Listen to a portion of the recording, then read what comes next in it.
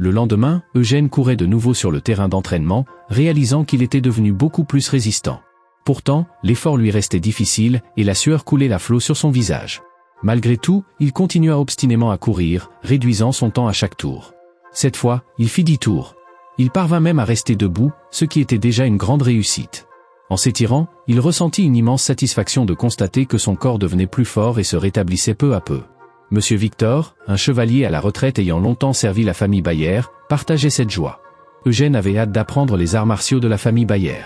Essuyant sa sueur, il remarqua soudain que sa serviette était faite du même matériau que les serviettes de sport qu'il avait sur terre. Monsieur Victor fut impressionné par la persévérance du jeune maître, qui oubliait sa douleur et s'efforçait constamment de devenir plus fort. Victor pensait qu'il n'était pas nécessaire de s'inquiéter du fait qu'Eugène avait commencé son entraînement plus tard que les autres. Avec une telle détermination et son talent, il rattraperait rapidement son retard et pourrait atteindre un niveau remarquable malgré sa maladie. Eugène savait que Jude était un génie des arts martiaux, et il ne considérait pas son départ tardif comme un handicap. Soudain, ils entendirent la voix forte d'Alexandra, courant à toute vitesse vers eux en criant le nom de Jude. Eugène et Monsieur Victor s'interrogèrent sur ce qui avait pu exciter autant Alexandra. Arrivée près d'eux, elle mit quelques minutes à reprendre son souffle avant de pouvoir parler. Eugène, intrigué, se demandait ce qui pouvait la bouleverser à ce point, mais elle se contenta de le fixer, incapable de prononcer un mot. Lorsqu'elle retrouva son souffle, elle annonça que de la correspondance était arrivée du comté de Dorvan. Eugène pensa immédiatement que Cordelia avait écrit une lettre au jeune maître et s'inquiéta qu'il lui soit arrivé quelque chose. Mais la correspondance n'était pas de mademoiselle Cordelia, ce qui déconcerta profondément Eugène. Lorsqu'il apprit que la lettre venait directement du père de Cordelia, il resta stupéfait. Le choc de cette nouvelle le laissa sans voix, et il faillit s'effondrer, confirmant encore une fois auprès d'Alexandra l'identité de l'expéditeur. Quelques heures plus tard, alors qu'une atmosphère paisible régnait sur le palais de la famille Dorvan, Eugène, lui, était inquiet. Devant l'entrée, il ne comprenait pas comment il était arrivé là. Il se souvenait seulement que le comte l'avait invité par lettre pour discuter des récents événements concernant lui et Cordelia. Trop préoccupé par ses pensées, il oublia tout le reste, y compris comment il s'était retrouvé devant la demeure du comte. Essayant de se remémorer quelque chose à propos de lui, seules les paroles de Élise, qui considérait son père comme stupide, lui revinrent à l'esprit. Peut-être voulait-il des explications sur les raisons pour lesquelles Jude avait entraîné sa fille à travers les champs de fleurs ou sur leur rencontre secrète dans l'église après la levée de leur arrestation. Tandis qu'il réfléchissait, la voix d'Alexandra le tira brusquement de ses pensées, l'appelant à se rendre rapidement à l'audience avec le comte. Selon elle, il n'y avait aucune raison d'être nerveux, lui et Cordelia étaient officiellement fiancés, avec l'accord des deux familles. Elle ajouta d'une voix tremblante qu'un léger écart par rapport aux normes ne devrait pas poser problème. Eugène comprit qu'Alexandra avait raison. Il devait se calmer et accepter que le rôle de gendre et celui de beau-père faisaient partie des relations normales. Cependant, lorsqu'il réalisa que si le comte était son beau-père, cela ferait de cet endroit celui de sa belle-mère, une nouvelle vague de terreur l'envahit. Alors qu'il tentait désespérément de trouver les mots à dire, tout s'échappait de son esprit, laissant un vide. Lorsqu'il entendit son nom, il sursauta de peur. Mais rassemblant tout son courage, il se tourna vers la personne qui l'appelait. C'était Dahlia, qui l'accueillait joyeusement. Cependant, lorsqu'elle l'invita à entrer, Eugène aurait voulu disparaître sous terre. Ce fut encore plus étrange d'apprendre, selon Dahlia, que mademoiselle Cordelia ignorait que le comte l'avait convoqué. Eugène n'eut pas le temps d'élaborer un plan avant de se rendre au bureau du comte, ce qui le terrifia davantage. En frappant à la porte, Dahlia annonça au comte qu'elle avait amené le jeune maître, avant de s'éclipser. Rassemblant ses dernières forces pour ne pas céder à la panique, Eugène entra avec hésitation dans la pièce où se trouvait le comte. Pendant ce temps, le climat devenait plus froid, et le nombre de monstres dans la forêt semblait anormalement élevé. Alex, le frère aîné d'Eugène, comprenait avec d'autres membres que cette anomalie représentait un danger pour les villages environnants. Le comte Bayer, l'un des 10 meilleurs épéistes, estimait que l'expédition était nécessaire pour éliminer ces monstres avant de partir. À ce moment-là, le comte lisait une lettre récemment arrivée du maître Victor, indiquant que Jude semblait être en bien meilleure santé et qu'il serait bientôt prêt à commencer l'étude des arts martiaux. Lorsqu'il apprit qu'ils avaient obtenu le médaillon du soleil, Alex fut profondément surpris. Le frère, le comte Bayer, pensait que le comte Dorvan serait également impressionné par ce trophée, car il était particulièrement sensible à ce genre de choses. Souhaitant rentrer au plus vite, Alex proposa de mettre fin à la pause, mais le comte insista pour ne pas épuiser ses subordonnés. Pourtant, Gal voulait revoir son frère cadet au plus tôt, en bonne santé et en pleine forme. Levant les yeux vers le ciel, il se demanda si son frère allait bien, rêvant d'avoir une réponse à cette question sans délai. Cependant, la rencontre entre le comte Dorvan et Eugène annonçait une certaine tension. L'atmosphère était telle que tous les bienfaits gagnés grâce au médaillon semblaient s'être évaporés. Après tout, le corps d'Eugène se serre par ses entrailles, et il stressait énormément. C'était le même sentiment qu'il avait éprouvé en face de l'Esgan dans le temple du soleil. Le comte, sereinement installé, buvait son thé, tandis qu'Eugène l'observait attentivement, se remémorant sa réputation. On le surnommait la Tempête écarlate, et il était l'un des meilleurs mages de combat du royaume, égal en force au père de Jude. Élise semblait exagérément idéalisée, ce qui faisait sourire Eugène en repensant à l'histoire originale. Jude n'avait jamais croisé le comte d'Orvan auparavant, et, à cause de ses 9 méridiens du yin bloqués, lui et Cordelia s'étaient éloignés. Lorsque Cordelia disparut subitement lors de l'assemblée mondaine, leurs fiançailles furent rompues. Eugène, pensif, effleura sa tasse de thé du bout des doigts, réfléchissant à la situation. Après tout, ce qu'il vivait représentait un autre changement dans le scénario principal, intriguant mais aussi terrifiant. Prenant une gorgée de thé, il faillit lâcher la tasse car la boisson était extrêmement sucrée, ce qui était suspect, comme si le comte l'avait fait exprès. Le comte semblait curieux de certains événements. Il voulait que Jude lui raconte tout directement, ce qui déstabilisa davantage Eugène. Après cela, un silence gênant s'installa à nouveau, accompagné d'une tension palpable. Eugène, transpirant, envisagea presque de se mettre à genoux pour s'excuser de tout ce qu'il avait fait. Le comte d'Orvan, quant à lui, pensait que Jude avait reçu une opportunité en or. D'abord, Eugène ne comprit pas ses paroles, avant de deviner qu'il faisait allusion au collier du soleil. Eugène le posa sur la table. Fixant le bijou, le comte le prit dans ses mains, conscient que ce trésor sacré représentait une immense chance. Rien qu'en le tenant, il sentait l'énergie s'en échapper continuellement. Comprenant que le comte, en tant que mage, s'intéressait plus au médaillon qu'à autre chose, Eugène supposa qu'il avait peut-être oublié la raison de sa convocation. Pourtant, le comte expliqua que, malgré cette énergie, les autres méthodes resteraient inutiles. Puis, il posa une petite boîte devant Eugène, disant qu'il voulait absolument lui offrir ce présent. Eugène, intrigué, ouvrit la boîte, et une lumière aveuglante s'en échappa. Il s'agissait d'une pilule dégageant une énergie yang concentrée, un remède rare pour sa maladie. Considérer un tel cadeau comme une bagatelle était insensé, et Eugène resta choqué par sa valeur. Voyant l'expression de surprise d'Eugène, le comte demanda si Élise l'avait vraiment porté après avoir sauté de la falaise avec lui. Gêné, Eugène hocha la tête sans mentionner qu'elle l'avait aussi porté sur son dos. Le comte ne put alors s'empêcher de le traiter d'idiot faible. Eugène comprit la justesse de ses mots et docile, attendit la suite. À sa grande surprise, le comte lui offrit une autre boîte contenant des bails augmentant la force. Eugène, abasourdi, réalisa que ces baies, introuvables au début du jeu, représentaient une opportunité incroyable. Le comte, voyant sa difficulté à avaler les pilules et les baies amères, lui suggéra de boire le thé sucré pour adoucir l'expérience. Mais Eugène comprenait tout de même pourquoi personne ne voulait jouer ce personnage. En plus de devoir se soigner pour quitter le manoir, il fallait réussir l'épreuve imposée par son père. Cette tâche était la seconde raison pour laquelle les autres joueurs sous-estimaient ce personnage. Ce n'est qu'en accomplissant cette quête qu'il devenait possible de lancer le scénario principal de Jude. Pour réussir, Jude devait d'abord suivre un entraînement conforme aux standards de son père, le comte Bayer. Ces standards étaient très élevés, ce qui signifiait qu'un mois d'entraînement intensif dans le manoir était nécessaire après la guérison. De plus, cette quête ne comportait aucun raccourci. C'était la première étape incontournable, une exigence essentielle pour progresser dans l'histoire. Eugène, cependant, pensait que l'absence de raccourci était un choix judicieux pour un jeu. Élise s'inquiétait du temps que cela pourrait prendre, craignant qu'Eugène ne puisse tout accomplir avant le rendez-vous prévu. En entendant cela, Eugène sortit quelque chose de sa veste avec un air satisfait, sous le regard étonné d'Élise. Il tenait le médaillon entre ses doigts, le faisant tourner avec assurance. Grâce à ce dernier, il ne devrait rencontrer aucun problème lors de l'épreuve imposée par son père. Ce médaillon, d'un niveau extrêmement élevé, avait un taux de chute maximale de seulement 3%. Eugène savait que tout ce qu'ils avaient déjà obtenu grâce à lui était une véritable réussite. Même le comte d'Orvan avait qualifié cela de coup de chance exceptionnel, et Élise ne pouvait qu'acquiescer. De plus, le comte avait couvert Eugène de cadeaux. Sa santé s'était presque totalement rétablie, ce que même Élise remarqua. Eugène était persuadé qu'il répondait déjà aux attentes de son père pour l'épreuve. Il sourit, ajoutant qu'il disposait également d'un atout de taille, Élise elle-même. Cette remarque plongea Élise dans une grande confusion. Elle ne comprenait pas ce qu'il voulait dire, ni pourquoi il agissait de manière si étrange. Pendant ce temps, Dahlia et Alexandra, qui observaient la scène à distance, souriaient, ravis de voir un couple aussi charmant. Une semaine plus tard, tôt le matin, une servante frappa à la porte de Élise, qui était en train de lire un livre sur la magie. À son grand désarroi, la servante lui apporta une lettre de son prétendant, Monsieur Jude. Frissonnant, Élise prit la lettre et referma la porte avant de se précipiter sur son lit pour l'ouvrir. Le cœur battant, elle redoutait ce qu'elle allait y découvrir. La première phrase, pleine de tendresse et de romantisme, faillit lui provoquer un malaise. Décidant d'ignorer ces futilités, elle se concentra pour décrypter un éventuel message caché dans le texte. Lorsqu'elle le trouva, elle fut horrifiée et embarrassée par sa demande, qu'elle trouvait incroyablement gênante. Pourtant, la lettre ne mentionnait ni date, ni heure, et Élise ne savait pas comment répondre. Soudain, Dahlia fit irruption dans la chambre, rayonnante de bonheur. Elle apportait une excellente nouvelle. Le comte Bayer, l'ami du comte d'Orvan et le père de son jeune prétendant, rentraient d'une longue expédition ce jour-là. Le comte d'Orvan avait demandé à Dahlia d'informer Cordelia qu'elle devait se préparer pour une réception au manoir des Bayer, prévue dans 2 jours. Sous le choc, Élise resta figée, incapable de prononcer un mot, ce qui étonna beaucoup Dahlia.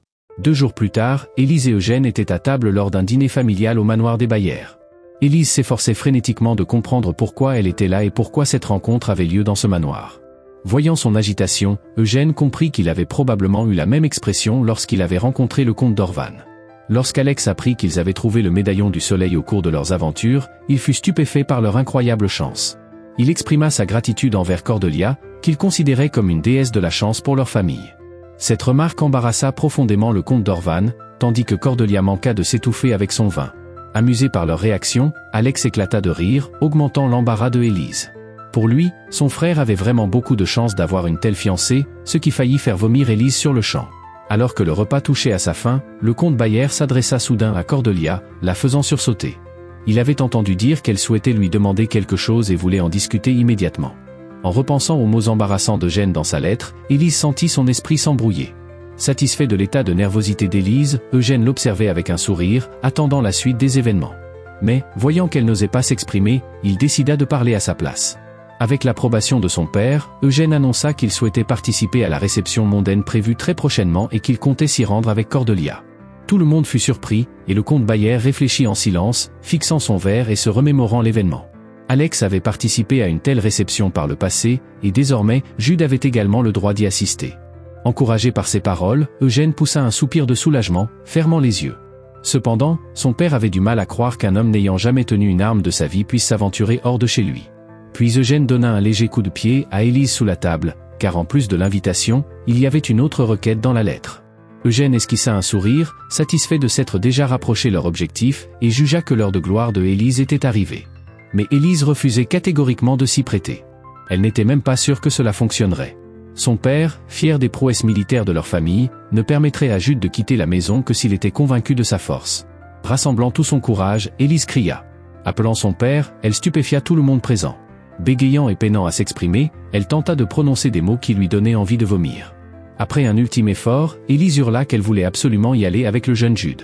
Eugène, abasourdi par cette déclaration inattendue, ne savait comment réagir face au désir brûlant de Cordelia.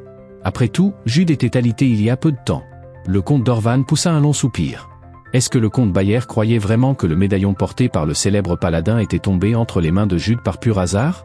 Certes, Jude avait encore des progrès à faire, mais le comte d'Orvan estimait qu'il avait déjà prouvé ses capacités.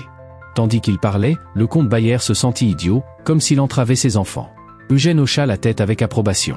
Élise, quant à elle, déploya ses talents d'actrice, ouvrant de grands yeux empreints d'une tristesse universelle, qu'elle dirigea d'un regard intense vers le comte Bayer. Ce dernier, pris de court par cette attaque conjointe, ne savait plus quoi dire. Malgré tout, il ne pouvait ignorer la détermination de Cordelia. Il avait entendu dire par M. Victor que Jude avait atteint une forme physique suffisante pour commencer à apprendre les arts martiaux. Eugène et Élise furent agréablement surpris d'entendre la proposition de commencer l'entraînement immédiatement après le déjeuner. Cependant, le comte Bayer était un enseignant strict, et Eugène ne put se permettre de relâcher ses efforts. Le comte d'Orvan, de son côté, fut agréablement surpris par l'énergie que déployait le comte Bayer malgré son récent retour. Eugène et Élise furent stupéfaits d'apprendre que le père de Jude entraînerait personnellement son fils. Cela n'était jamais arrivé dans le jeu et pouvait être considéré comme une récompense bonus. Eugène ne s'attendait pas non plus à faire une si bonne impression sur le comte d'Orvan, qui finit par le défendre. Cette perspective était enthousiasmante, mais un détail obsédait Eugène. Levant les yeux vers le ciel, il se remémorait la conversation à table. Jamais il n'aurait imaginé que le comte Bayer prendrait en main son entraînement personnellement. Voyant cela, Élise observa le visage rayonnant d'Eugène. Elle savait qu'il était sincèrement heureux de cette opportunité, ainsi que de la nouveauté d'un événement qui n'existait pas dans le jeu. Élise était consciente des défis liés à la maladie, mais Eugène, presque guéri, avait appris une nouvelle technique avec laquelle il comptait impressionner son père. Cependant, s'il échouait, Élise partirait seule. Il lui souhaita bonne chance en plaisantant qu'elle jouerait seule le scénario principal, ce qui faillit lui valoir une claque. Élise pensait néanmoins que le meilleur joueur du classement savait ce qu'il faisait, bien qu'elle aurait aimé qu'il fasse preuve de plus de prudence. En voyant ses efforts pour lui montrer de l'attention, Eugène fut profondément choqué. Élise ressemblait décidément à son père, incapable de montrer clairement ses émotions. Élise fut agréablement surprise par le père de Jude. Bien que ses yeux souvent fermés lui donnaient un air impassible, il devint soudain très chaleureux lorsqu'il riait. Elle était rassurée qu'il soit une bonne personne. De loin, Dahlia fit signe à Élise, l'appelant pour monter dans la calèche. Élise se dépêcha de la rejoindre, promettant de prendre les affaires qu'Eugène avait demandées pour la réception mondaine. Eugène lui souhaita bonne chance et la regarda s'éloigner, perdu dans ses pensées. Une idée mineure mais obsédante lui traversa l'esprit. Jude n'était-il pas programmé pour ressembler trait pour trait à son père? En se couvrant le visage de la main, il chassa cette pensée, tandis qu'Alexandra, qui se tenait à côté, pensait qu'il avait mal à la tête.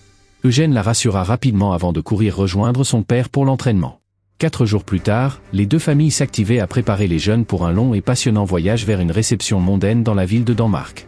Les héros, épuisés après des jours d'entraînement intensif, se sentaient néanmoins prêts. Eugène était impatient de découvrir ce que Élise avait accompli avec sa magie, mais Élise préférait le lui montrer directement lorsqu'il serait dans la vallée. Soudain, un tout-sautement sonore du comte d'Orvan, derrière eux, les fit sursauter. Eugène s'inclina pour remercier le comte de l'opportunité qu'il lui offrait de participer à ce voyage avec sa fille. Mais Dahlia les sauva de l'embarras en les appelant à la calèche, où tout était prêt pour le départ. Le comte Bayer leur souhaita un bon voyage, Alex leur recommanda d'être prudents, et le comte d'Orvan les regarda partir en silence. Élise et Eugène, souriant, faisaient signe par la fenêtre de la calèche luxueuse, fabriquée en bois précieux et ornée, dont l'intérieur était aménagé avec élégance. En quittant les grilles du domaine, le convoi s'élança sur une route de campagne, offrant une vue splendide sur la nature environnante. Dahlia et Alexandra, dans une autre calèche, veillaient l'une sur l'autre pour éviter d'attraper froid. Eugène et Élise, désormais seuls, devaient s'assurer qu'aucun problème ne viendrait troubler leur voyage. Cette fois, Élise cacha les matériaux nécessaires dans le coffre à l'arrière de la calèche ainsi que dans sa robe. Elle remit à Eugène l'élixir magique et la serviette qu'il lui avait demandé. Élise pensait qu'Eugène voulait dessiner un cercle magique sur la serviette, mais avec les secousses de la calèche, il aurait été pris de nausée. Cependant, Eugène prévoyait de peindre pendant une pause, et il l'encouragea à cesser de s'inquiéter et à se reposer. Il savait que ses yeux la faisaient souffrir après avoir lu des livres de magie toute la nuit. Élise ne résista pas, acceptant que tout ce qui se passait faisait partie du scénario du jeu. Si tel était le cas, il pouvait anticiper certains événements. Eugène se souvenait qu'il devrait forcément emprunter une longue route à travers la forêt. La raison de ce détour se révéla le lendemain matin, lorsque le convoi aperçut un pont détruit au loin. Dahlia fut horrifiée en voyant cela, car c'était le chemin le plus court pour rejoindre Danemark. Le chevalier que le comte Bayer avait assigné pour protéger Jude, confirma qu'il devrait maintenant prendre un détour. Cette nouvelle inquiéta Alexandra, qui se faisait du souci pour le jeune maître, encore assez faible. Mais Dahlia resta calme, car, spécialement pour lui, mademoiselle Cordelia avait étudié avec diligence la magie curative. Elle s'était entraînée jusqu'à l'aube, apprenant également un sort de paralysie, ce qui impressionna profondément Alexandra. Le détour leur coûterait une journée de voyage supplémentaire, mais il n'y avait pas d'autre solution. Le convoi reprit donc la route. Soudain, le chevalier se rapprocha de la calèche et appela Dahlia, ce qui surprit cette dernière ainsi qu'Alexandra. Gêné, il déclara qu'il voulait non seulement assurer un voyage confortable au jeune héros, mais aussi protéger Dahlia. En entendant qu'il était prêt à donner sa vie pour elle, Alexandra fut touchée par cet élan romantique. Cependant, elle espéra qu'aucune situation dangereuse ne surviendrait. Dahlia, quant à elle, lui fit confiance pour sa sécurité. Élise entendit leur voix dans son sommeil et ouvrit brusquement les yeux. Eugène, lui, savait qu'ils allaient emprunter la route de montagne, ce qui leur permettrait de déclencher l'événement caché comme prévu.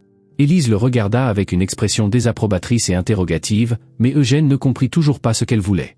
Elle se demandait s'il avait entendu la conversation entre le chevalier et Dahlia, ce à quoi il acquiesça. Dans le jeu, ce chemin était emprunté automatiquement, mais Élise, curieuse, était excitée d'apprendre ces détails. Toutefois, Eugène craignait que cette situation n'entraîne des complications. Élise le fixa à nouveau, mais Eugène lui fit signe que tout allait bien. Tout à coup, Élise remarqua qu'Eugène mangeait quelque chose et qu'un sac étrange était posé à côté de lui. La nourriture s'avéra être un médicament, mais lorsqu'elle apprit que le sac contenait l'argent donné par son père, elle fut furieuse. Cet argent devait être partagé équitablement, mais Eugène avait décidé de le garder pour lui sous prétexte que c'était le comte d'Orvan qui le lui avait remis. Il ne semblait pas gêné que cet argent ait été donné pour soigner sa fiancée, bien qu'il prévoyait d'utiliser une partie pour lui acheter quelque chose, ce qui exaspéra Élise. La nuit tombée, le convoi s'arrêta à la lisière de la forêt, un moment clé de l'intrigue qu'Eugène et Élise attendaient avec impatience. Le chevalier, chargé de surveiller Eugène, dormait paisiblement sur des caisses de provisions. Personne ne remarqua vraiment son assoupissement, car il était assis et ne se faisait pas remarquer. Profitant de l'occasion, Élise quitta le camp, convaincue jusqu'au dernier moment qu'il serait repéré. Mais, heureusement, tout se déroula comme prévu. Malgré tout, ses mains tremblaient, et elle n'avait qu'une envie, éliminer le monstre le plus vite possible. Avançant, les héros se dirigèrent vers la vallée où l'événement devait avoir lieu. Dans l'histoire originale, cet événement se produisait lorsque Cordelia empruntait un détour par un chemin de montagne. Cela commençait tard dans la nuit, comme maintenant, lorsque Cordelia quittait le camp en secret. C'était son premier voyage, et pour calmer son anxiété et chasser sa sueur froide, Cordelia se dirigea vers un ruisseau. Ce qu'elle y vit, à l'abri des regards, fut une lune si éclatante que les étoiles semblaient disparaître sous sa lumière. Après cette vision, Cordelia entra dans le ruisseau et commença à chanter une mélodie qui se répandit doucement dans ce décor pittoresque. Peu à peu, des êtres mystérieux apparurent devant elle, attirés par la beauté de sa voix. À première vue, cela semblait être un simple événement plaisant, mais cet épisode était surnommé avec humour l'élément clé pour les joueurs incarnant Cordelia, et ce à cause de la récompense qu'il offrait. Une récompense pour laquelle Élise et Eugène s'étaient rendus sur place. Eugène savait que seule Cordelia pouvait accomplir cette étape et que Élise en était également consciente. Cependant, en réalisant ce qui l'attendait, Élise détourna le visage, visiblement embarrassée, montrant clairement qu'elle n'était pas enthousiaste à l'idée de s'y plier. Mais c'était peu important, car ils avaient absolument besoin de cette récompense. Une telle opportunité ne pouvait pas être manquée. Élise emporta donc un maillot de bain, tandis qu'Eugène, malgré son mal des transports, Élise se prépara mentalement à tout affronter, ce qui ravit Eugène. En retour, cependant, elle exigea qu'il partage sa souffrance et qu'il enfile également un maillot de bain. En entendant cela, Eugène resta figé, les yeux écarquillés, une serviette à la main. Pendant ce temps, tout le camp dormait profondément. Un feu vif éclairait la zone autour du campement, mais le sommeil d'Alexandra fut interrompu par une soif soudaine. Se redressant brutalement, elle remarqua quelque chose d'étrange. Le lit du jeune maître Jude était vide, la couverture soigneusement repliée. De son côté, Élise essayait d'expliquer à Eugène que même si cet événement ne lui était pas destiné, il devait partager l'effort. Mais Eugène refusa catégoriquement de comprendre une telle logique. En plus, il n'avait pas emporté de maillot de bain. Soudain, il vit que Élise n'avait certainement pas oublié de prendre avec elle le maillot de bain emblématique de Jude Bayer. Terrifié, Eugène trembla, suppliant intérieurement qu'elle se calme et cesse ses absurdités. Il envisageait simplement de se cacher dans les buissons et de sortir discrètement une fois que Élise aurait fini.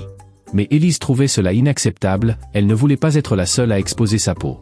Eugène, pris au dépourvu, réalisa à contre-cœur qu'elle avait raison. Face au regard insistant de Élise, il comprit qu'il n'avait pas d'autre choix. Résigné, il baissa la tête et accepta tristement, frissonnant en voyant le maillot de Jude. En plus, il faisait la même taille, comme Élise s'en était assurée. Elle s'approcha alors d'Eugène, le visage sérieux, et remarqua que ses lèvres étaient devenues bleues. Surpris, Eugène ne s'en était même pas rendu compte. En réalité, sa température corporelle était naturellement basse en raison de sa maladie des 9 méridiens du yin bloqué. Élise changea d'expression, le regardant avec inquiétude tout en passant nerveusement ses doigts dans ses cheveux. Cette fois, Eugène ressentit le froid, ce qui le pressa de terminer rapidement et de retourner au camp. Agacée, Élise lui arracha le maillot des mains sans le regarder dans les yeux. Eugène se demanda pourquoi elle avait soudain changé d'avis, mais Élise ne répondit pas. Au lieu de cela, elle le regarda car la réponse était évidente. Elle ne voulait pas qu'il tombe malade et se sentait honteuse. Eugène fut touché par cette prévenance inattendue, bien qu'exprimée de manière rude. Alors que Élise se changeait, Eugène se plaça derrière un arbre, attendant qu'elle termine. Lorsqu'il osa demander si elle avait fini, il reçut une réponse cinglante de patienter. Sentant qu'il risquait sa vie s'il se retournait trop tôt, il obéit. Lorsqu'elle sortit enfin de l'ombre, elle se tenait près des buissons, une légère brume entourant le ruisseau. Eugène s'apprêtait à lui rappeler le plan, mais il resta figé, les yeux ronds. Le vent jouait dans ses cheveux, faisant scintiller les gouttes d'eau qui s'y formaient, semblables à de la rosée. Alors que la brume se dissipait lentement, Eugène aperçut Élise, gracieuse dans son maillot de bain, la regardant fixement. Incapable de bouger ou de parler, il fut stupéfait par sa beauté. Bien qu'il sache que le personnage de Cordelia était réputé pour être magnifique, voir Élise ainsi dépassa toutes ses attentes. Élise poussa un profond soupir et, remarquant son regard, le fusilla du regard, méfiante et embarrassée. Eugène, paniqué, agit comme si tout allait bien qu'il ne puisse nier intérieurement sa splendeur. Élise entra dans l'eau, s'arrêtant à hauteur des chevilles. Un frisson glacé la traversa, et elle maudit Cordelia pour l'avoir obligée à plonger dans une eau glaciale en plein hiver. En plus, elle devait chanter, et plus vite elle terminerait, mieux ce serait. Sinon, elle risquait de mourir de froid. Ouvrant la bouche pour commencer à chanter, Élise s'arrêta soudainement, figée. Eugène ne comprenait pas pourquoi elle hésitait, mais Élise, immergée jusqu'à la taille dans l'eau glacée, fixait Eugène. Elle tentait frénétiquement de se souvenir de la chanson que Cordelia chantait dans le jeu, car si elle possédait les connaissances de Cordelia, alors elle connaissait la chanson. Tout à coup, l'illumination lui vint. Levant les yeux vers le ciel étoilé, elle se rappela que la chanson parlait des étoiles.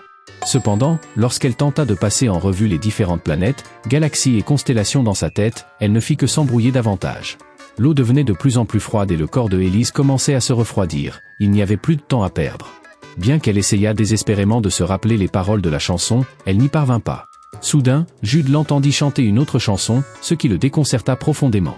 Élise improvisait avec diligence et entonnait la première chanson sur les étoiles qui lui vint à l'esprit. Eugène lui demanda d'arrêter immédiatement, car elle devait chanter une chanson du jeu, mais elle ne pouvait s'en empêcher. Incapable de se souvenir de la bonne chanson, elle en choisit une autre avec un sens similaire. Se souvenant de sa promesse qu'elle ferait tout ce qu'il fallait, Eugène comprit que la situation était une tragédie. Mais la chanson portait effectivement sur les étoiles. Et bien qu'elle ne fût pas tout à fait la même, la chanteuse restait la même. Cela devrait donc fonctionner. Debout en retrait, profitant d'un concert en direct de Cordelia elle-même, Eugène attendait que l'événement commence. Levant les yeux, il aperçut soudain une étrange lueur. Pensant d'abord qu'il s'agissait d'un reflet de la lumière de la lune, il réalisa ensuite, en voyant la scène, que c'était cela. Il sourit avec satisfaction et se prépara à tendre une embuscade. Pendant que Élise chantait, de magnifiques lumières volantes commencèrent à apparaître autour d'elle dans une variété de couleurs. Cependant, Élise ferma les yeux et ne les vit pas. Soudain, une petite fée, de la taille d'une balle de ping-pong, se posa sur son épaule. Élise, effrayée, sursauta à cette surprise. Mais elle entendit soudain une voix fine lui dire qu'elle était très belle, s'excusant de l'avoir effrayée et la suppliant de terminer cette magnifique chanson. Ces petites créatures étaient des fées qui n'apparaissaient que lors de l'événement spécial de Cordelia. Les fées commencèrent à toucher ses cheveux, les comparant à des fleurs et la trouvant ravissante. Elles la supplièrent également de continuer à chanter. En réponse, Élise leur proposa de chanter avec elle. Mais elle ne connaissait pas les paroles. Voyant cela, Eugène réalisa que tout se passait exactement comme dans le jeu, à savoir que les fées étaient obsédées par l'apparence. Cela signifiait que tout suivait le plan, mais il était maintenant temps que le prochain invité apparaisse. Si tout se déroulait comme dans le jeu, ils devraient avoir assez de temps pour exécuter leur plan. Cependant, l'ennemi ne s'était toujours pas montré, ce qui commença à inquiéter Eugène. Entre-temps, les fées décidèrent de faire connaissance avec Élise. Après s'être présentées, elles lui proposèrent de jouer et l'invitèrent au bal de leur reine, qui était sur le point de commencer. Comme elles ne pouvaient pas simplement amener un humain au bal, elles décidèrent de la présenter comme une chanteuse invitée. Les fées étaient incroyablement narcissiques et adorables en même temps, ce qui laissa Élise sans voix.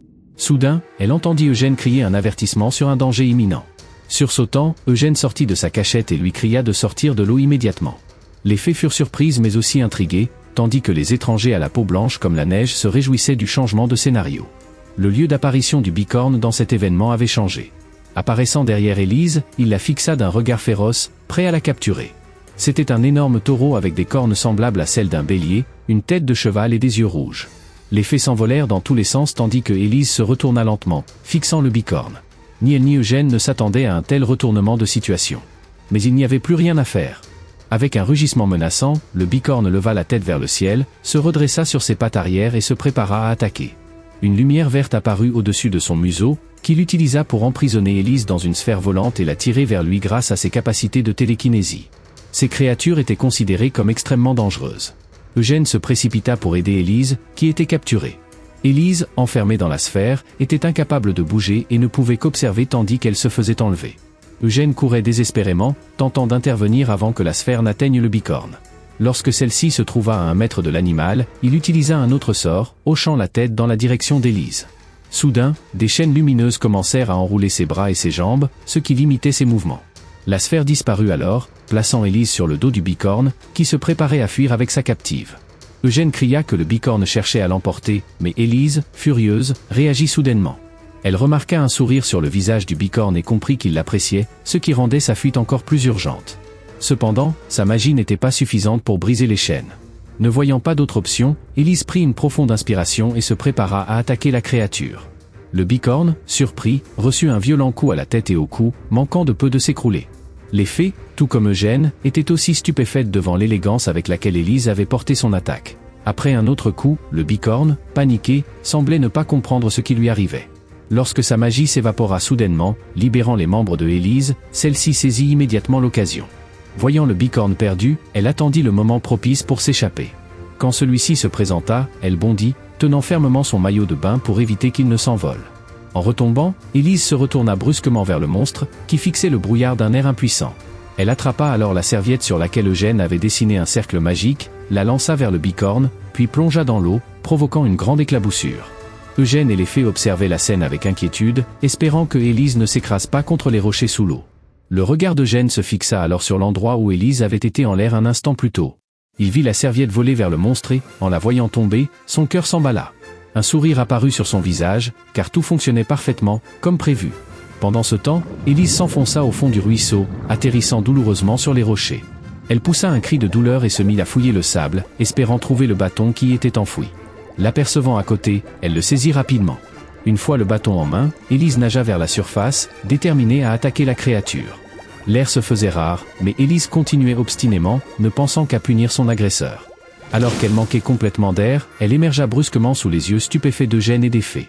Eugène, soulagé, savait maintenant qu'il pouvait compter sur elle. Élise brandit son bâton et lança une pluie de flèches magiques sur la serviette portant le cercle magique. Les flèches la percèrent, libérant une lumière intense qui aveugla le bicorne et les fées à proximité. Le bicorne hurla, plissant les yeux et tentant d'échapper à l'éclat insupportable. Les fées, terrifiées, fermaient également les yeux et tentaient de les protéger avec leurs mains. La magie du bicorne s'affaiblit soudainement. Ses jambes fléchirent, et il s'effondra dans l'eau, s'y enfonçant avec un cri de détresse. Élise, évitant la créature, nagea calmement jusqu'à la rive, essayant de reprendre son souffle tout en tenant son bâton. Une fois arrivée, elle cria à Eugène que c'était à son tour, puis s'allongea sur la rive.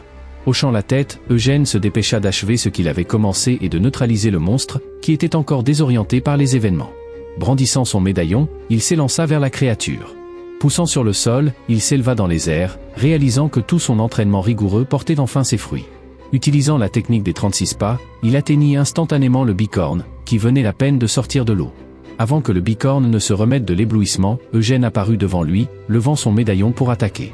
Mais tout tournait encore autour du bicorne. Ses yeux commencèrent à se fermer lentement, l'empêchant de réagir. Alors qu'il fermait définitivement les yeux, la dernière chose qu'il vit fut le visage déterminé d'Eugène, prêt à l'achever. Pendant ce temps, Eugène utilisait une technique magique de combat, concentrant son énergie dans le médaillon. Des traînées d'énergie verte émanaient de sa main, se déversant en flux vers les côtés. Alors qu'il commençait à réciter les incantations, une lumière intense et une énergie puissante commencèrent à émaner du médaillon, comprimant l'air autour de lui. Le sort était long, et Eugène n'avait pas le temps de le prononcer entièrement, alors il s'arrêta à mi-chemin. Cependant, il parvint tout de même à l'utiliser, délivrant une série de coups rapides au bicorne. Après avoir subi de nombreux dégâts, le bicorne fut projeté sur plusieurs mètres avant de s'écraser dans l'eau avec un fracas, provoquant une immense gerbe d'eau. Sentant la joie de la victoire, Eugène atterrit en toute sécurité. Soudain, son regard changea. Le bicorne, ayant enfin récupéré de l'éclat lumineux, surgit violemment de l'eau, prêt à contre-attaquer. Il se précipita sur Eugène à une vitesse fulgurante, rugissant telle une locomotive. Lors de son assaut, Eugène visa spécifiquement sa tête, mais cela n'eut aucun effet. Le bicorne, en plus d'être une créature redoutable et difficile à abattre, avait maintenant gagné en puissance. Eugène poussa un soupir de soulagement en réalisant qu'il ne combattait pas seul. De son côté, Élise avait du mal à manipuler le feu, mais elle réussit tout de même à le tisser dans des flèches magiques. Élevant son bâton, Élise créa un cercle magique rouge sous ses pieds. Des colonnes de flammes jaillirent du bâton, tourbillonnant autour de sa pointe. Soudain, un tourbillon de feu s'éleva dans le ciel. Consciente de la puissance qu'elle venait d'invoquer, Élise se prépara à déchaîner toute son énergie contre le monstre insolent. D'un geste vif, elle lança un projectile enflammé, prenant la forme d'une flèche ardente. Le bicorne, focalisé sur Eugène, ne s'attendait pas à être attaqué par derrière. Pris au dépourvu, il se retourna et aperçut le rayon flamboyant qui fonçait sur lui, mais il était trop tard pour l'esquiver. Le projectile atteignit sa cible à une vitesse fulgurante, provoquant une énorme explosion de flammes à l'endroit où se tenait le bicorne. La chaleur de l'explosion fit instantanément évaporer une partie de l'eau de la rivière. Dans le jeu, Élise était capable de tirer 80 de ses missiles d'affilée, balayant des foules d'ennemis similaires. Elle ne comprenait pas pourquoi elle ne gagnait pas d'expérience si le bicorne était vaincu. Mais Eugène savait que ce n'était pas encore fini. Le bicorne, enragé, jaillit violemment de l'eau, déterminé à se venger. Élise décida de poursuivre sur sa lancée, envoyant une pluie de flèches enflammées mortelles. Dans le jeu, Cordelia n'avait eu qu'à l'effrayer pour le faire fuir. Mais connaissant les propriétés des cornes du bicorne, Élise ne pouvait pas se permettre qu'il s'échappe. Eugène se plaça à ses côtés alors que le bicorne bondissait et se retrouvait juste en face d'eux, prêt à attaquer. Affaibli par leurs attaques combinées, le monstre montrait des signes de fatigue. Eugène s'apprêtait à porter le coup final lorsqu'Élise posa soudainement une question et dit « Qui lui avait permis d'attaquer le bicorne ?» Surpris, Eugène ne comprit pas pourquoi elle disait cela, étant donné qu'ils étaient dans la même équipe. Mais Élise, agacée, expliqua qu'Eugène profitait de la situation pour achever les monstres et accumuler la majorité de l'expérience. Décidant cette fois d'être équitable, Élise fit signe au bicorne de s'en prendre à elle, le défiant ouvertement. Furieux, le bicorne frappa le sol de son sabot, acceptant le défi avec l'intention de les écraser. Il se dressa sur ses pattes arrière, éclaboussant l'eau autour de lui, rassemblant toutes ses forces restantes. Puis, il fit un bond en avant, se propulsant hors de l'eau avec ses sabots, fonçant furieusement sur Élise. Il abaissa légèrement la tête, espérant l'écraser de ses cornes, tandis qu'Eugène priait pour ne pas manquer son moment d'attaque. Élise brandit son bâton et utilisa un sort magique, se concentrant pleinement sur la situation. Eugène observait attentivement, attendant l'occasion d'intervenir. Alors que le bicorne se ruait dans la fosse qu'elle avait creusée, Élise invoqua des chaînes magiques pour l'immobiliser. Mais à chaque seconde, il devenait de plus en plus difficile pour Élise de le retenir, compte tenu de leur différence de niveau. Soudain, le monstre brisa les chaînes et se précipita sur Élise, épuisée. Elle sentit que sa magie était presque épuisée, rendant ses mouvements difficiles. Des pensées de mort traversèrent involontairement son esprit en voyant le bicorne foncer sur elle à pleine vitesse. Ses jambes étaient lourdes comme du plomb, sa vision se brouillait, et elle semblait prête à s'effondrer. Alors qu'il s'approchait, Élise était presque inconsciente. Pourtant, elle gardait en tête son plan. Elle avait creusé plusieurs trous à l'avance, utilisant une capacité standard de l'arsenal de Cordelia. Le bicorne, concentré uniquement sur sa cible, posa accidentellement une patte dans l'un des trous et chuta brusquement, s'y enfonçant rapidement. Sous le choc, il ne comprit pas ce qui venait de se passer. L'impact de sa chute envoya une gerbe d'eau qui éclaboussa Élise, épuisée mais satisfaite de sa ruse. Elle savait que le reste dépendait d'Eugène, qui se préparait déjà à attaquer. Cependant, à cause du manque de mana, elle avait déjà la tête qui tournait et tout son corps s'était affaibli. Ne voulant plus bouger, elle prit une profonde inspiration et laissa Eugène porter le coup décisif. À ce moment-là, le pouvoir avait déjà rempli le médaillon dans la main d'Eugène. Heureux d'accepter cette responsabilité, Eugène se prépara, ses pensées revenant à son entraînement. Cet entraînement s'était déroulé sur le terrain d'exercice de la famille Bayer, équipé de diverses armes. Eugène s'entraînait dur aux côtés de son père, repoussant ses limites jour après jour. Le comte Bayer était ravi que M. Victor ait raison. Eugène ne rencontrait vraiment aucune difficulté à progresser. Eugène, essoufflé, accueillait avec plaisir les rares éloges de son père, connu pour être un coach strict. Pourtant, même avec cet entraînement intensif, il savait qu'un problème subsistait. Aussi talentueux qu'il soit dans la maîtrise de l'épée, cela n'avait que peu de valeur si son corps n'était pas naturellement doué pour les capacités physiques.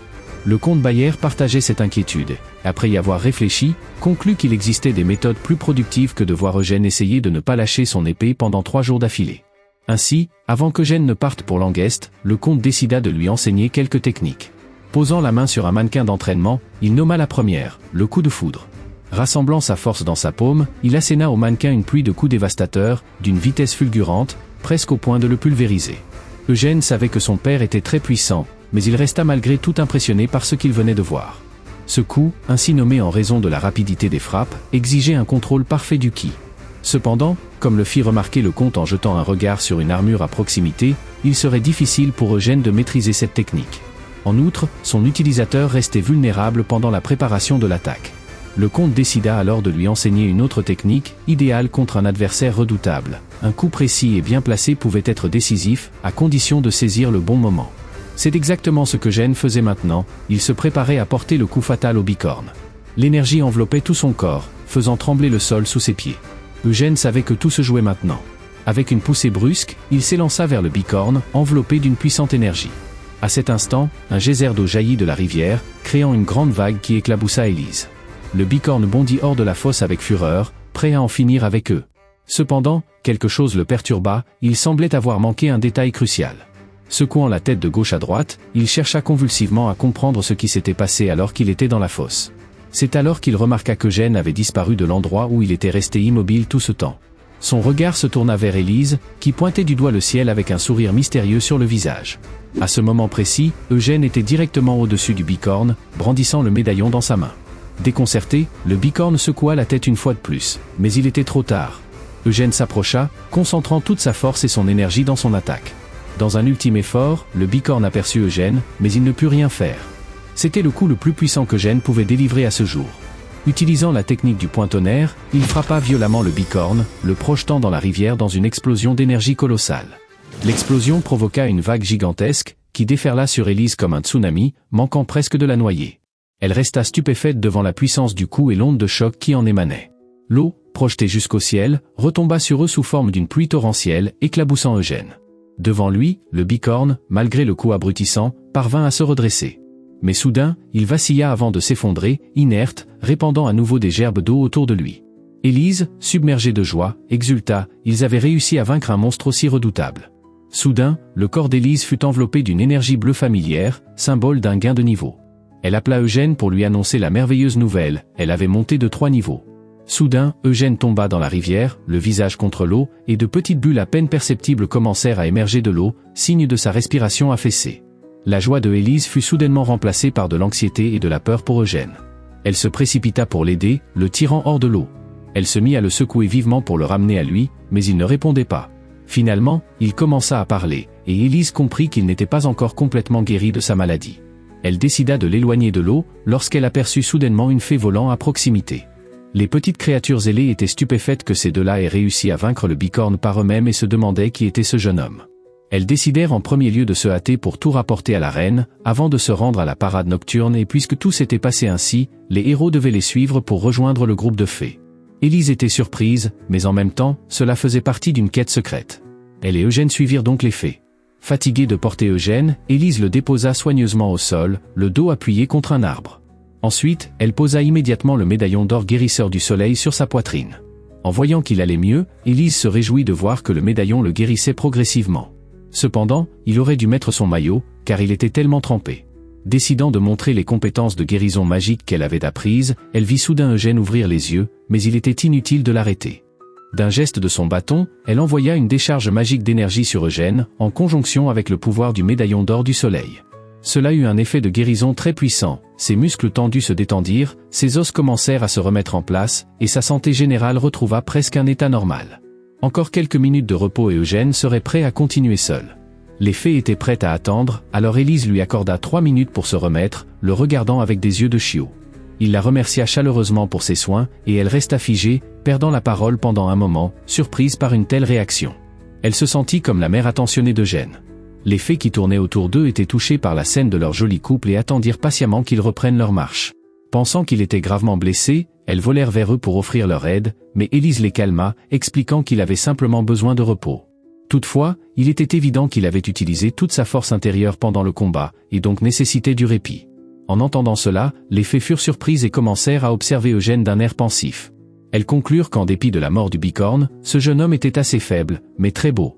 Eugène entendit tout cela, et bien qu'il n'en fût pas très content, en réalité, elles avaient raison. Les fées décidèrent alors de se présenter sous les noms d'Adèle et Amel, après quoi Élise se présenta, puis Eugène. En se présentant, Élise donna accidentellement son surnom dans le jeu, mais se reprit en plein milieu de la phrase, ce qui troubla un peu les fées. Soudain, Adèle posa une question et commença à implorer Élise de savoir pourquoi elle portait des vêtements mouillés, et elle apprit qu'il s'agissait en fait d'un maillot de bain. En se rappelant de ses vêtements, Élise se figea soudainement, comme si elle essayait de comprendre quelque chose d'important. Elle se souvint alors que ses vêtements avaient été laissés sur le bord de la rivière, ce qui la terrifia. Une sueur froide la parcourut de la tête aux pieds, et Élise tomba dans un état de stupeur en réalisant ce qui se passait. Elle demanda une pause et soudain Eugène lui dit que dans la vraie vie il n'y a pas de pause. Elle commença à réfléchir frénétiquement à ce qu'elle devait faire. Adèle et Amel étaient surprises par son comportement, lorsque soudain, elle se précipita en courant vers la rivière en criant qu'elle ne pouvait pas aller rencontrer la reine sans vêtements secs. Après avoir changé de vêtements, ils poursuivirent leur voyage, et approchèrent d'un pont enjambant une petite rivière qui serpentait à travers la forêt, et un portail secret s'ouvrit. Les fées invitèrent Élise et Eugène à y entrer. Comme c'était le seul accès à leur royaume, les héros y pénétrèrent, et la forêt autour d'eux resta inchangée. Cependant, ce qui était caché à leur vue commença à apparaître. Plusieurs fées volaient autour d'eux, tournoyant dans une danse lumineuse avec des papillons de nuit, créant une atmosphère de conte de fées. Élise et Eugène furent surpris de voir à quel point la forêt avait changé et combien elle était devenue belle. Amel les appela, indiquant le chemin menant aux chambres de la reine des fées, après quoi les héros s'y dirigèrent. Ils traversèrent une belle clairière bordée de fleurs lumineuses, accompagnée des scintillements des fées qui flottaient au-dessus d'eux. Soudain, la forêt devant eux commença à changer, et, pour leur plus grande surprise, elle se transforma en une magnifique forêt automnale, scintillant de feuilles jaunes et rouges tombées des arbres. À chaque pas, la nature qui les entourait changeait, offrant un spectacle à la fois beau et mystérieux. Eugène observait en silence tandis que Élise dansait joyeusement parmi les feuilles. Les fées étaient contentes de voir qu'elles appréciaient tout ce qui les entourait, mais Eugène était perturbé par le fait qu'il ne comprenait pas ce qui l'entourait. Ce lieu était partout et en même temps nulle part, car les fées sautaient constamment entre deux dimensions. Parmi les personnages du jeu, personne ne croyait réellement en elles, car elles étaient secrètes et considérées presque comme des créatures de contes de fées dans tout le jeu. Les joueurs ne les rencontraient qu'une seule fois lors de la quête secrète de Cordelia. Après tout, personne d'autre ne connaissait l'existence des fées. Et il se rendait compte qu'il pourrait tirer profit de cette rencontre avec ces créatures rares. Ensuite, le chemin se resserra et en longeant un long couloir, Élise et Eugène arrivèrent devant une porte. Élise se précipita pour entrer la première, et Eugène, comme un véritable gentleman, fit un geste pour laisser passer la dame. La reine des fées se réjouit enfin de voir les enfants humains dont Adèle lui avait tant parlé.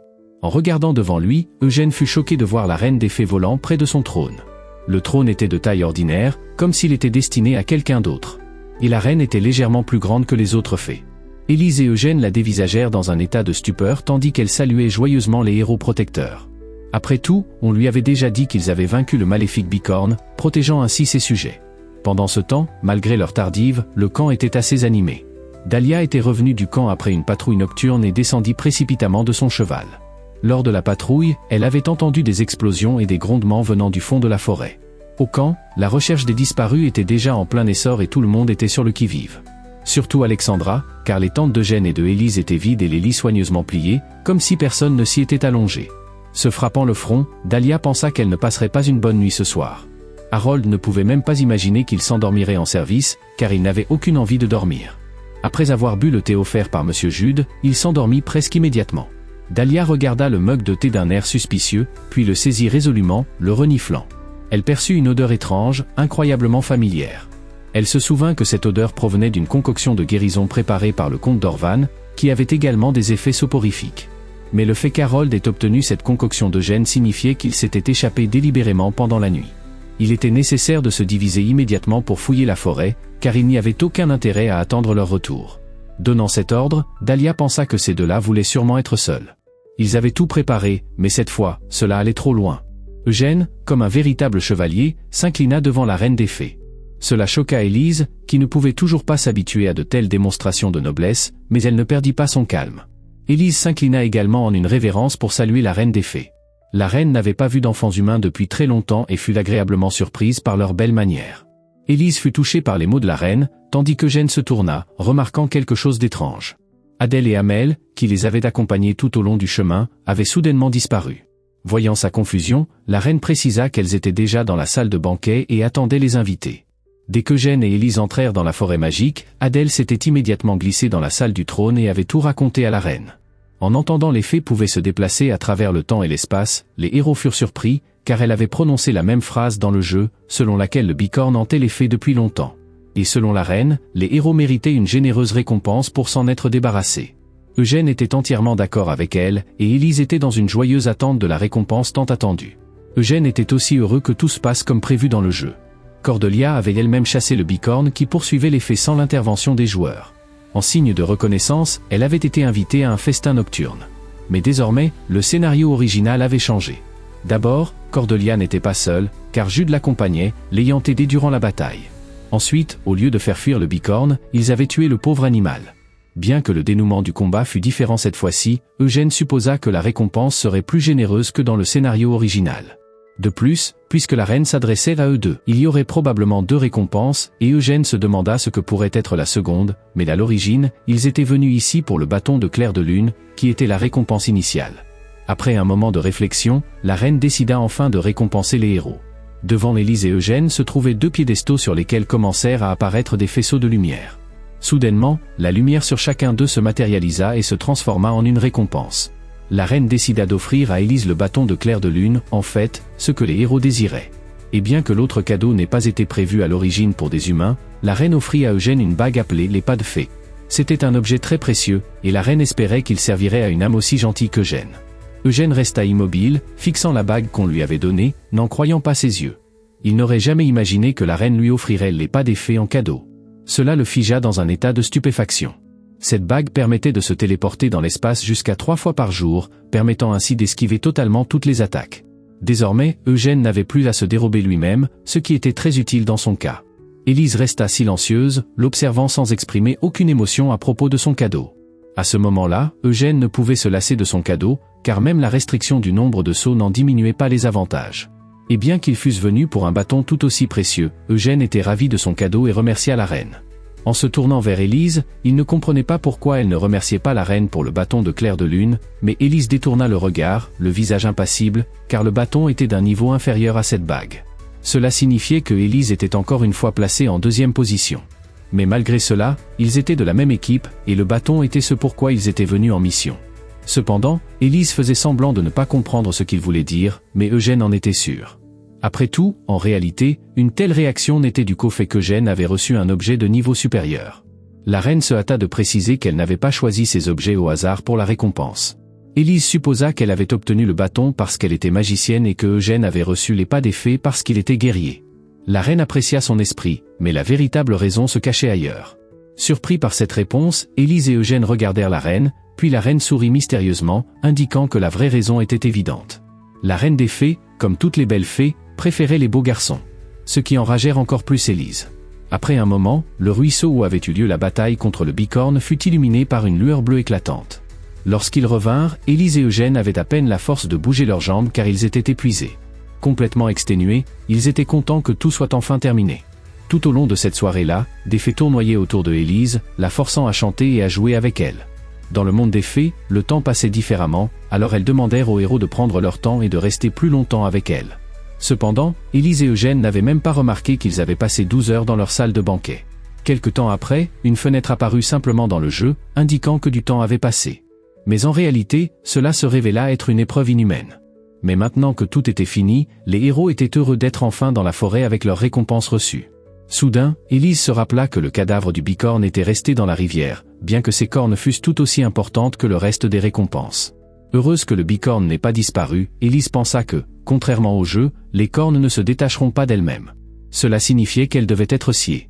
Ce serait sûrement désagréable, mais cela en valait la peine, car dans le jeu, seule une corne était tombée, et maintenant, ils pouvaient prendre les deux en même temps.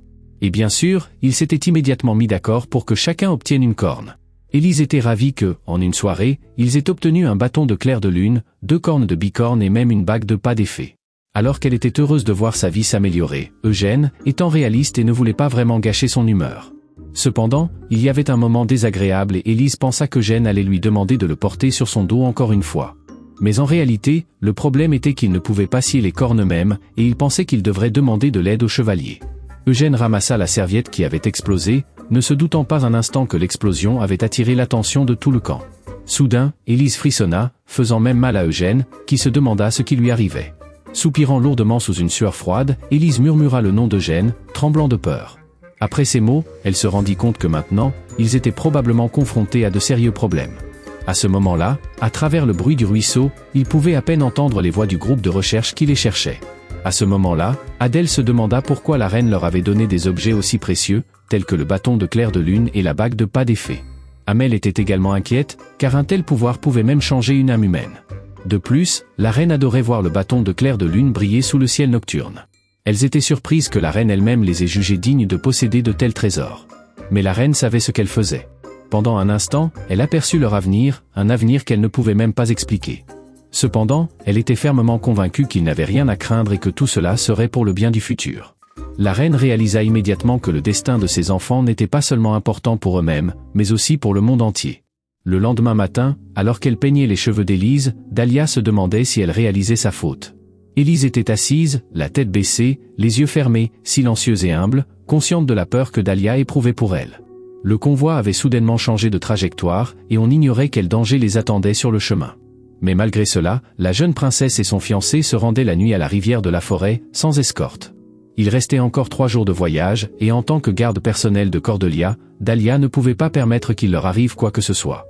Ainsi, Élise et Eugène étaient interdits de sortir de la calèche pour le reste du trajet, et bien que Dahlia fût furieuse de leur fuite, elle savait que Élise et Eugène approuvaient une telle décision. Après tout, maintenant elle et le jeune monsieur Jude auraient tout le temps de rester seuls. En ouvrant la porte de la calèche, Élise plaça soigneusement un petit bassin en bois rempli d'eau au sol. Après cela, elle monta à l'intérieur, fermant la porte derrière elle. Presque morte de fatigue, Eugène apparut devant elle, ayant attrapé un rhume après une nuit de marche. Élise posa le bassin sur ses genoux et y trempa un linge pour le mettre sur le front d'Eugène. Eugène se sentait peu à peu mieux, bien que sa tête lui fasse encore mal, se demandant comment s'était passée la conversation avec Dahlia. Dahlia avait sévèrement grondé Élise et leur avait interdit de quitter la calèche pour le reste du trajet. En entendant cela, Eugène expira calmement, pensant que c'était pour le mieux, puisqu'il ne comptait de toute façon pas aller ailleurs. Élise acquiesça, mais Eugène remarqua qu'elle était très inquiète d'avoir contrarié Dahlia, bien qu'il soit important de comprendre que Dahlia ne la réprimandait pas par méchanceté, mais parce qu'elle avait réellement peur pour elle. Élise elle-même comprenait cela très bien, mais cela la rendait encore plus malheureuse. Eugène proposa qu'ils réfléchissent sérieusement à leur comportement. Après tout, Dahlia était comme une grande sœur pour Élise, qui ne pouvait vraiment pas lui en vouloir. Le visage de Élise devint rouge et un peu embarrassé. Elle accepta que ce fût ainsi. Bien sûr, elle aurait encore à supporter quelques reproches, mais elle les endurerait. De plus, elle ne serait pas la seule à être grondée. Eugène suggéra qu'ils aillent s'excuser ensemble, mais Élise comprit qu'il était malade et avait besoin de se concentrer sur son traitement. Soudain, Élise se leva et s'assit par terre à côté d'Eugène, ce qui étonna ce dernier. Elle proposa de lui essuyer la sueur. Élise trempa à nouveau le linge et le lui posa correctement sur le front, mais avant cela, elle essuya soigneusement sa sueur, espérant qu'il se rétablirait le plus rapidement possible. Les yeux d'Eugène commencèrent à se coller, et il commença lentement à s'endormir. Après tout, il restait encore 3 jours de voyage, et pour l'instant, elle pouvait s'occuper de lui. Pendant ce temps, il pourrait réfléchir à la manière de gérer la secte. Mais avant tout, Eugène devait se rétablir. Lorsqu'Élise tourna à nouveau son regard vers le bassin, Eugène tourna lentement sa tête vers elle. Soudain, elle entendit comme dans son sommeil, son nom. Il était un peu gêné, mais infiniment reconnaissant pour tout ce qu'elle avait fait pour lui. Élise le regarda attentivement, un peu gênée par ses paroles et pensant à tout ce qu'il avait dit. Elle comprit qu'en réalité, c'était elle qui devait le remercier pour tout ce qu'il avait fait pour elle. Lui jetant un linge sur le visage, elle lui ordonna de s'endormir immédiatement, après quoi elle commença à prendre soin de lui pendant les 3 jours suivants. Le convoi poursuivit son voyage tandis que les héros se remettaient et élaboraient un plan pour vaincre les arnaqueurs. Élise fut choquée en regardant les papiers qu'Eugène venait de lui remettre. Il semblait que, dans une vie antérieure, Eugène était un fraudeur invétéré. Ce qui l'offensa un peu. Après une guérison complète, il rassembla ses papiers et se demanda ce que Élise en pensait. Pour elle, cela ressemblait davantage à un stratagème, car tout semblait trop parfait. Tout était exactement comme si le comte d'Orvan avait personnellement rédigé ces documents, ce qui la surprenait. Soudain, il y eut un coup à leur fenêtre et Élise réussit à cacher les papiers dans la confusion. C'était le chevalier qui, regardant par la fenêtre, parlait aux 2 héros leur disant de regarder devant. Élise fut impressionnée par les magnifiques paysages de Langest, déjà visibles à l'horizon. C'était une immense ville, presque le centre commercial de tout le royaume. Élise se réjouit de voir le symbole du Langest, la statue d'un chevalier qui ornait l'entrée de la ville.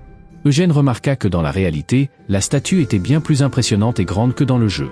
En regardant la ville, Élise commença involontairement à jouer la bande sonore de ce jeu dans sa tête.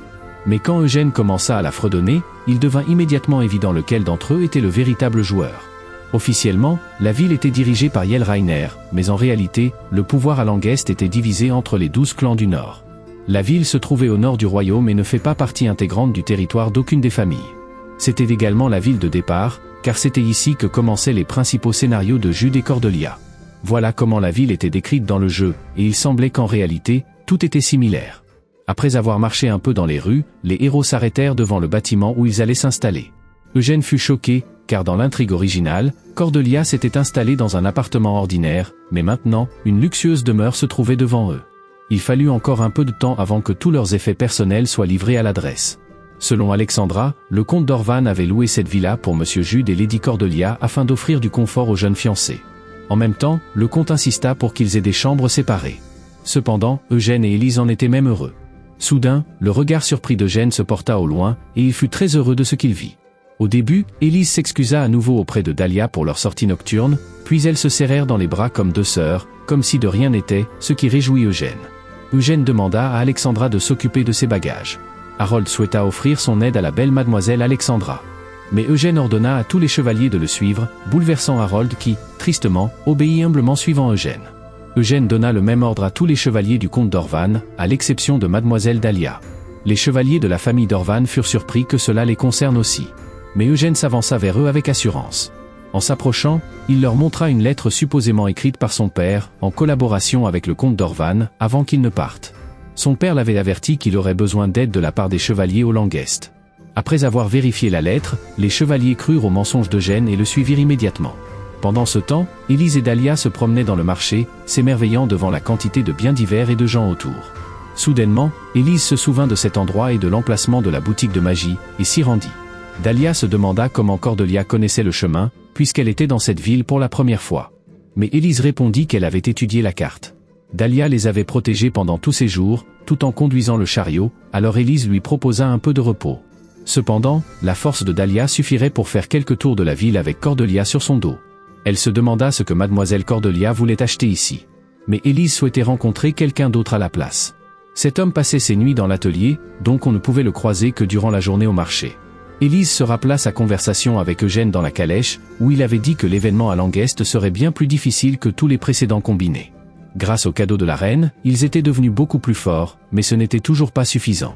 Parce que l'intrigue principale ne supposait pas leur victoire à ce moment-là, Eugène jeta un regard malicieux à Élise, commençant à sortir la lettre de sa poche intérieure. Son plan ingénieux était de vendre leur père. Elle fut choquée, mais Eugène se dépêcha de la calmer, précisant après qu'il parlait au sens figuré.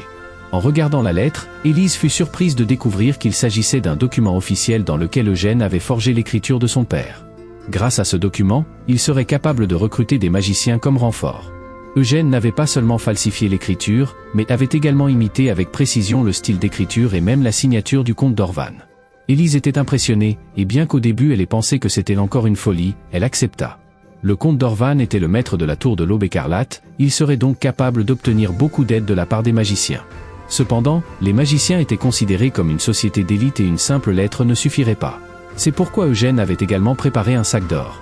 Élise se demanda quel rôle jouait le comte d'Orvan, mais Eugène sourit de nouveau d'un air malicieux. Lorsque son père partit en campagne, il combattit les sectaires et trouva un document secret en leur possession. Ce document cryptait les lieux de réunion des sectaires, que le personnage principal avait soigneusement reproduit en forgeant la lettre. Il ne restait plus qu'à donner cette lettre au chevalier qui respectait énormément le comte Bayer et écouterait son fils. L'attaque des sectaires serait réprimée par une rafle à leur point de rassemblement. Mais pour cela, les héros devaient jouer en équipe. Élise apprécia l'idée de rassembler une armée de divers personnages tout en agissant en dehors des règles du jeu. Si cela n'avait été qu'un jeu, il n'aurait pas réussi, mais maintenant cela ressemblait à un indice de victoire, et elle hocha la tête en signe d'approbation. Il ne restait plus qu'à essayer d'inclure quelques personnages supplémentaires dans ce plan ingénieux.